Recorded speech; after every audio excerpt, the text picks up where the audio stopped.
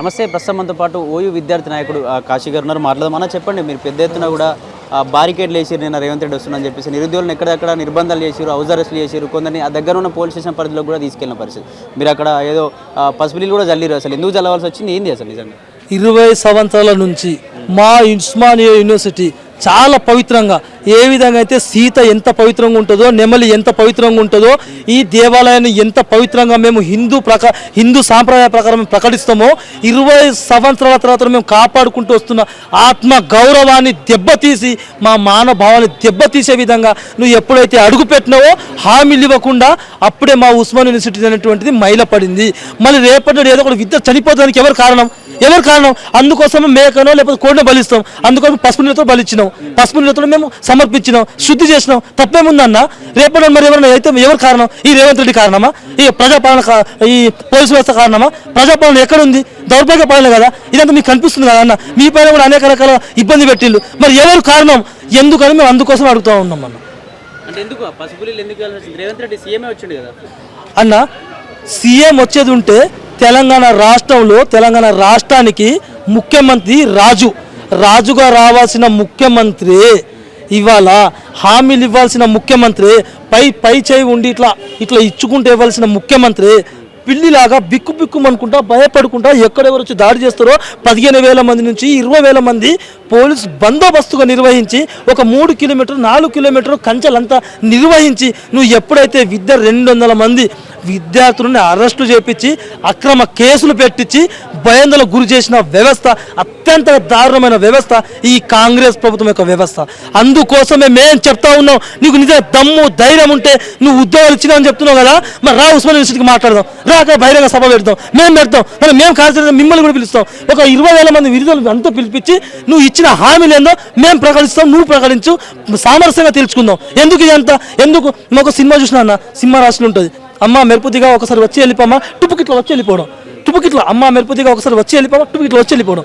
రాష్ట్ర ముఖ్యమంత్రి ఇట్లా వచ్చి ఇట్లా వెళ్ళిపోతున్నాడు. మరి ఇట్లా భయం, మరి ఇట్లా భయం అసలు హార్ట్ అటాక్ వచ్చి చచ్చిపోయేటట్టు నువ్వు ముఖ్యమంత్రి నాకు తెలిసి అయితే.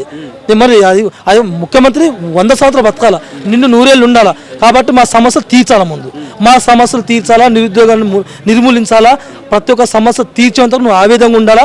మేము ఆ విధంగా మిమ్మల్ని ప్రశ్నిస్తాం, మిమ్మల్ని పగబట్టం, మేము ప్రశ్నిస్తాం. మీరు మాకు తండ్రి లాంటోడు, సీఎం అంటే తండ్రి లాంటోడు. తండ్రి అంటే మేము అడుగుతాం, 100 హామీలు అడుగుతాం. 100 హామీలు 10 హామీలు నువ్వు ఇవ్వు. ఉస్మానియా యూనివర్సిటీకి ఇవాళ ఏ హామీ ఇచ్చినావు? ఇవాళ ఉస్మానియా యూనివర్సిటీకి 100 కోట్లు ఇవ్వు, హర్షం ఇచ్చేస్తాం, మీరు కూడా సంతోషపడతారు. కానీ 10 కోట్లు కూడా ఇవ్వకుండా అక్కడ ఉన్న వీసీ, సార్ నాకు 5 కోట్లు ఇవ్వండి, 2 కోట్లు ఇవ్వండి, బిచ్చం ఎత్తుకుంటున్న వీసీ చాలా బాధ అనిపించింది. మా ఉస్మానియా నిరుద్యోగుల మొత్తం విద్యార్థి ఆత్మగౌరవాన్ని సగం ఈ వీసీ గారే మంటలో కలిపిండు. ఈ రేవంత్ రెడ్డి అనే వ్యక్తి, మా సీఎం, మా గౌరవం ఉన్న సీఎం రేవంత్ రెడ్డి ఏ ఒక్క హామీ కూడా ఇవ్వకుండా అడ్డ మీద కూలీలు పెట్టుకొని సభ మొత్తం నిర్వహించిండు. ఎక్కడ కూడా ఒక్క నిరుద్యోగి కూడా కంటి కనబడకుండా 20,000 మంది పోలీసులు బందోబస్తుగా వచ్చిందని నేను చెప్పడం కాదు, సీఎం రేవంత్ రెడ్డి గారే మనం ఒప్పుకున్నాడు. నెక్స్ట్ వచ్చేటప్పుడు ఏ ఒక్క పోలీసు ఉండదంటే ఆ నియంత్రణ పాలన ఉందన్నట్టు కదా, నియంత్రణ పాలన నడుస్తుందన్నట్టు కదా అన్న. మరి ఎందుకు అంత భయం? ఎందుకు? మమ్మల్ని చూడగానే నీకు వణుకెందుకు? అంత నిజం దమ్ము ధైర్యం ఉంది కదా నీకు? మా విద్యార్థులు వినగా నీకు భయం ఎందుకు అని మేము అడుగుతా ఉన్నాం. ఇక్కడ రేవంత్ రెడ్డి కూడా మరొకసారి కూడా మాట్లాడుతూ ఉండు స్టేజ్ పైన, ఉద్యోగాలు ఇస్తా అంటే మీరు వద్దని చెప్పేసి ప్రొటెస్టులు చేస్తూ ఉన్నారు, కోర్టులో కేసులు వేస్తూ ఉన్నారు. ఉద్యోగాలు వద్దు అంటూ వాళ్ళే కోర్టులో కేసు వేయడం ఈ దేశంలో నేను ఎప్పుడు చూడలేను, ఇట్లాంటి వ్యక్తులు అంతా పేడ్ ఆర్టిస్టులు అని చెప్పి మరొకసారి కూడా వ్యాఖ్యానించాం. దీన్ని ఎట్లా చూస్తారు? తెలంగాణ రాష్ట్రానికి అసలైన పేడ్ ఆర్టిస్ట్ ఈ రాష్ట్ర ముఖ్యమంత్రి. ఎందుకంటే అభివృద్ధి చేయాలని పక్కన పెడితే దోచుకోవడం, దాచుకోవడం, కార్యకర్తలకు పంచుకోవడం, అన్ని దాచుకోవడం ఈ ముఖ్యమంత్రి రేవంత్ రెడ్డి గారే ఈ అసలైన పేడ్ ఆర్టిస్టు. నిజంగా నీకు దమ్ము ధైర్యం ఉంటే రా, ఒంటరిగా పోలీస్ వ్యవస్థ లేకుండా, నీ పిఎల్ లేకుండా వ్యవస్థ నువ్వు ఒక్కడు వచ్చే దమ్ము కానీ ధైర్యం కానీ, నువ్వు సింహం కదా, నువ్వు పులువు కదా, నువ్వు నల్లమల నుంచి వచ్చినావు కదా, దమ్ముంటే ధైర్యం ఉంటే రా, నువ్వు తెచ్చుకుందాం, మాట్లాడుకో, సామరస్యం తెచ్చుకుందాం, భారత రాజ్యాంగ ప్రకారం డిమాండ్స్ అని చేద్దాం. మరి ఎందుకు భయపడుకుని వస్తున్నావు? ఎందుకు నీకు అంత భయం? ఎందుకు? నువ్వు ముఖ్యమంత్రి లేకపోతే ఇంకేంది? మరి ఎందుకు? నిజంగా నీకు దమ్ము ధైర్యం ఉంటే, చిత్తశుద్ధి ఉంటే రా, ఉస్మానియా యూనివర్సిటీకి మాట్లాడదాం, చర్చిద్దాం. నిజంగా నువ్వు ఏమి హామీలు ఇచ్చినావు? ఇవాళ 1000 ప్రొఫెసర్ ఖాళీగా ఉన్నాయి, ఇచ్చినా నిధులు లేవు. ఉస్మానియా యూనివర్సిటీ అల్లాడిపోతుంది, నిరుద్యోగ సమస్యలు పెరిగిపోతున్నాయి. 33 లక్షల మంది 30 లక్షల నిరుద్యోగులు 33 జిల్లాలు మొత్తం తిరుగుతూ ఉంటే అప్పుడు కనిపిస్తలేదా? అది పేడ్ ఆర్టిస్టులా? 33 జిల్లాలు మొత్తం తిరిగేటోళ్ళంతా పేడ్ ఆర్టిస్టులా? తెలుసు కదా మీకు. మరి ఈ రాష్ట్ర ప్రభుత్వం వైఫల్యం చెందింది కదా, అందుకోసం మేము వచ్చి అడుగుతున్నావు. నువ్వు ఏం చేసినావు చెప్పు. ఇప్పటికన్నా మించిపోయింది. నువ్వు ఏం చేసినావు అబద్ధం చెప్పు. బీహార్లో ఒకసారి 1,00,000 అని చెప్తాడు, ఢిల్లీలో ఒకసారి 60,000 అని చెప్తాడు, తెలంగాణలో 2 లక్షల ఉద్యోగాలు ఇచ్చినాయని చెప్తాడు. అవి అన్నీ మోసం. ప్రపంచంలోనే అబద్ధాల ముఖ్యమంత్రి చూడని ముఖ్యమంత్రి ఈ రేవంత్ రెడ్డి గారే. ఇక ఎవ్వరు లేరు అసలు నాకు తెలిసి, అసలు ఉండరు కూడా నాకు తెలిసి. అసలు కేపాలన ఈయనకంటే ఆయనకున్న చిత్తశుద్ధి, ఆయనకున్న తెలివి ఈయనకు 1% కూడా లేదు. కింగ్ కోబ్రా ఉంది కదా తెలుసా అన్న, ఒకవేళ నాకు కింగ్ కోబ్రా కుట్టేస్తే నేను ఆస్కారం ఉందన్న, బతకగలుగుతా, దానికి నమ్మకం ఉంది. కానీ రేవంత్ రెడ్డి కుట్టితే బతకలేం, వితిన్ సెకండ్స్ చచ్చిపోతాం. నిరుద్యోగులు మొత్తం సమాజ్ చేస్తున్నాడు రేవంత్ రెడ్డి దౌర్భాగ్యంగా. రేవంత్ రెడ్డి ఏం చెప్తున్నాను అంటే ఇప్పటికీ 60,000 ఉద్యోగాలు ఇచ్చినాం, ఇంకా 40,000 ఉద్యోగాలు ఇచ్చిన తర్వాత డిసెంబర్ 9కి డైరెక్ట్ ఒక్కనే ఆర్ట్స్ కాలేజ్ దగ్గరికి వస్తే ఎటువంటి ప్రోటోకాల్ లేకుండా పోలీసులు కాదు ఎమ్మెల్యేలు ఎంపీలు లేకుండా డైరెక్ట్ వచ్చి ఒక్కనే వస్తా, అక్కడికి వచ్చి విద్యార్థులతో మాట్లాడతా, ఉద్యోగాలు ఇచ్చే మాట్లాడతా అని చెప్పి మాట్లాడుతూ ఉన్నారు. 2 సంవత్సరాల నుంచి ఒక్క ఉద్యోగ నోటిఫికేషన్ ఇవ్వని ఈ ముఖ్యమంత్రి 2 నెలల హామీలు ఇస్తాడా? నిజంగా నీకు అంత దమ్ము ఉంటే మరి ప్రకటించాలి కదా. ఇక ఇది ఇస్తున్నా అని మరి ఉస్మానియా యూనివర్సిటీ వేదిక 100 చరిత్ర గల ఉస్మానియా వేదిక నుంచి ప్రకటించాలి కదా. మరి ఎందుకు ప్రకటించకుండా డిసెంబర్ ఎందుకు? అప్పటిదాకా నేను ఉంటానో నువ్వు ఉంటావు, ఎవరు ఎప్పుడు పోతారో ఎవరు తెలియదు. 10 నిమిషాల జీవితం ఎవరి చేతిలో లేదు. మరి అప్పటి ఎందుకు? ఇప్పటి గురించి చెప్పక నువ్వు ఎప్పుడు ఇస్తావు చెప్పని అడుగుతున్నాం మేము. నీ హామీలు ఎక్కడ పోయినాయి? నువ్వు ఇచ్చిన ఉద్యోగాలు ఎక్కడుంది? నువ్వు ఇచ్చిన మాట ఎక్కడుంది? నువ్వు ఇచ్చిన ప్రజాపాలన అంటున్నావు, దౌర్భాగ్యమైన పాలన. ప్రజలు లేరు, ప్రజలు మొత్తం చంపుతున్నావు, ప్రజల పేరు చెప్పి విధ్వంసం సృష్టిస్తున్నావు. ఎందుకో మేము అడుగుతా ఉన్నాం. నీ వల్ల మా ఉస్మానియా యూనివర్సిటీ 100 సంవత్సరాలు ఉస్మానియా యూనివర్సిటీ మొత్తం మైల పడింది. మొత్తం అందుకు కాపాడుకుంటున్నాం మేము. విద్యార్థి నాయకుడుగా, విద్యార్థిగా నేను ఒక ఫస్ట్ ఇయర్ చదువుతున్నాను కాబట్టి నాకు అది బాధ్యత ఉన్నది. మరి నువ్వు మీ ప్రభుత్వం బాధ్యత ఉందా? కనీసం ఒక్కడనో న్యాయం చేయాలని బాధ్యత ఒక్కడ కనిపిస్తూ ఉందా? ఏ ఒక్క బాధ్యత లేదు. ఎక్కడ చూస్తే విద్యా వ్యవస్థ మొత్తం భ్రష్టు పట్టించే విధంగా నీ యొక్క పరిపాలన నడుస్తుంది. నేను అంటున్న మాట కాదు, రాష్ట్ర ప్రజలు అంటున్న మాట, 30 లక్షల మంది నిరుద్యోగులు అంటున్న మాట.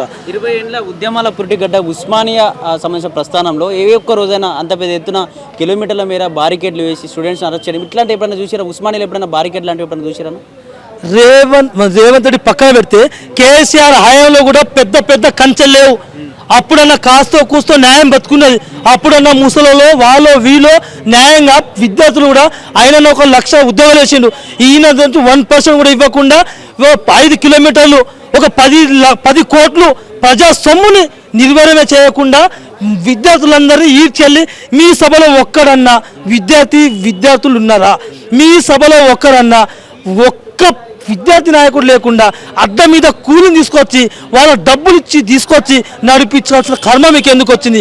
ఈ రాష్ట్ర ముఖ్యమంత్రి మీరు కదా, మరి ఎందుకు అంత భయం? ఎందుకు మీకు ఏం హామీలు ఇచ్చింది మీరు? ఎక్కడ అన్యాయం ఎక్కడుంది? అన్యాయం మీ చేతిలో ఉంది, మొత్తం న్యాయం మీ చేతిలో ఉందా? అంటే చావు డప్పు మీరే కొడతారా, పెళ్లి డప్పు మీరే కొడతారా, 2 డప్పులు మీరే కొడతారా? మేమేమైనా మీకు సమస్య మీకు పట్టింపు లేదా? అంటే మేము అడుగుతాం మా పైన కేసులు పెడతారా? ఇప్పుడు దాకా 8 కేసులు పెట్టినా, ఎందుకు పెట్టినా నా పైన కేసు పెట్టాల్సిన కర్మ ఏముంది? కాశీ అంటే భయం ఎందుకు? లేకపోతే మన మీడియా అంటే భయం ఎందుకు? జనరల్ అంటే భయం ఎందుకు? ఆస్మా అంటే భయం ఎందుకు? మన ఇంద్రనాయక్ అంటే భయం ఎందుకు? భయం నీకు? కేసులు ఎందుకు పెడుతున్నావు? ఇది ప్రజాపాలన కదా. మరి ప్రజల్లో మరి కేసులు పెట్టచ్చా? ఈ ప్రజాపాలన నువ్వు కూని చేయచ్చా? చెప్పండి, ఎందుకు కూని చేస్తున్నావు అని మేము అడుగుతా ఉన్నాం. చివరి ఏం చెప్తాను ప్రభుత్వానికి? మీ పైన రకరకాల ముద్రలు ఇస్తూ ఉంది, పేడ్ ఆర్టిస్ట్ అని చెప్పేసి పార్టీల వారిగా కొట్లాడుతూ ఉన్నారు, పార్టీలే రెచ్చగొడుతున్నాయి అని చెప్పేసి కోర్టులో కేసులు వేసుకుంటూ డబ్బులు సంపాదించిన ఇటువంటి రకరకాల బిరుదులు అయితే ప్రభుత్వం ఇస్తూ ఉంది. మరి నెక్స్ట్ కార్యాచరణ ఏ విధంగా ఉండబోతుంది? ఇవన్నీ పోవాలి అంటే బిరుదులు ఇప్పుడు దాకా నా పైన పెట్టిన కేసులన్నీ కూడా ఇప్పుడు దాకా నాకు లాయర్ కూడా లేదు, కనీసం రాయాలి అప్రోచ్ అవుతామని కూడా రూపాయి కూడా లేదు. నేను బీఆర్ఎస్ పార్టీ దగ్గర నేను ఎవరి దగ్గర చెప్పలేదు. నా వెనక విద్యార్థులు నిరుద్యోగులు తప్ప నా వెనక ఎవరూ లేరు. కేవలం ఒంటరిగా పోరాటం చేస్తున్నా. నా పైన ఇప్పటిదాకా అక్రమంగా 8 కేసులు పెట్టినావు.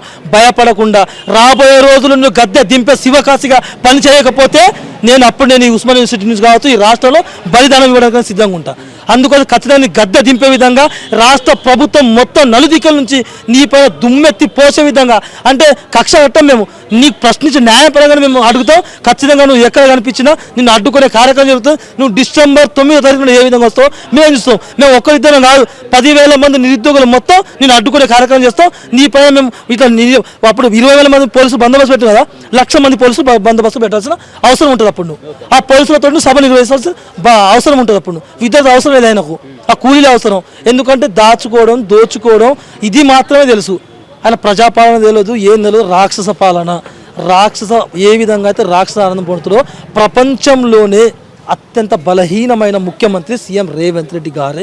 ఏ ఒక్క నిరుద్యోగి కూడా 130 లక్షల మంది నిరుద్యోగులు ఎవరు కూడా సీఎం రేవంత్ రెడ్డి మాటను నమ్మి మోసపోకండి. మీరు కేవలం నమ్మాల్సింది నిజాన్ని నిర్భయంగా చూపించే మీడియా పక్షానే ఈ రాష్ట్ర ప్రజలు కావచ్చు, నిరుద్యోగులు కావచ్చు ఉండాల్సిన బాధ్యత ఎంతైనా ఉంది. జై తెలంగాణ.